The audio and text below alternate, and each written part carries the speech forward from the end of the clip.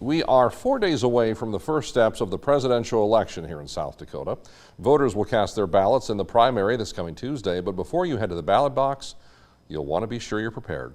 Cordell Wright now in studio with an election 2024 update here at 5. Hello, Cordell. Good evening, Brian. Absentee voting has already been taking place on the third floor of the Minnehaha County Administration Building.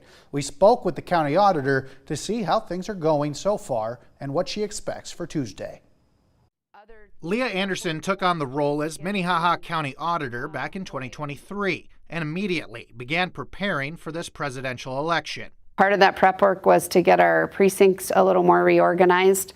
That's important for voters to know about because some of them had changes. To find out if anything has changed with your voting precinct, Anderson encourages all voters to visit the voter information portal on the Secretary of State's website. Just because you live in a certain area where there's a precinct may not be the precinct that you're supposed to vote at. It's all based on your registration address. Site where a person can enter their information and not only see where they're supposed to go vote, but also verify their registration, their party affiliation, and also look at their sample ballot. Another task for Anderson is ensuring that the proper tests have been run on the voter tabulation machines.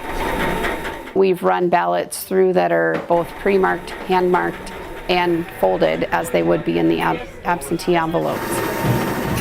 Absentee voting started in April and voter turnout is down, but Anderson says that could have been predicted. Our absentee voting is down compared to other presidential primaries. A lot of that for this one is because there aren't ballot questions and because on the Republican ballot there isn't a presidential race for the primary. But she's optimistic that Tuesday we'll see better turnout. Getting the word out is important. Asking people to show up and vote, that's important too. You can access that voter registration portal by scanning the QR code that you can see right here behind me. A link is also available with this story on the Dakota News Now app, as well as the Dakota News Now website. Brian. Cordell Wright here at 5 o'clock.